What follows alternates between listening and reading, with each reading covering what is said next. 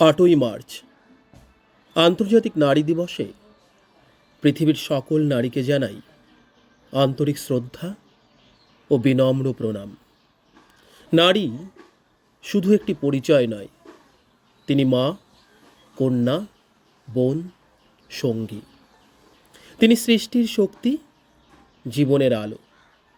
আজ সেই অদম্য শক্তি ও মহিমাকে সম্মান জানিয়ে আজকের কবিতা কবি শরদিন্দু কর্মকারের নারী।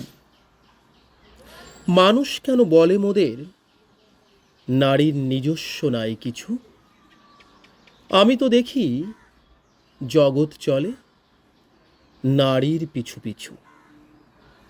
বাপের ঘরে লক্ষ্মী আমি, স্বামীর ঘরে অন্নপূর্ণা। ছেলের ঘরে জননী আমি, আমি ছাড়া সংসার অসম্পূর্ণা। আমার থেকে আপন করতে আর কি কেউ পারে?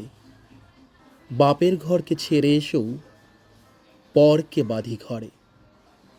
গোত্র থেকে গোত্রান্তর যদিও আমি হই, তবুও যেন জননী রূপে সকল দুঃখ সই। ভারত মাতা সেও নারী, নারী জগদ্ধাত্রী। নারী হলো এ জগতের সবার জন্মদাত্রী। পুরুষতান্ত্রিক সমাজ তাই পুরুষকে বড় করে।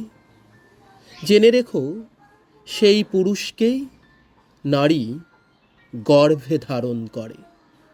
মহাকাল আমার পদতলে শায়িত চিরকাল। আমি ছাড়া এ জগৎ সংসার সবই হবে অচল। ধন্যবাদ।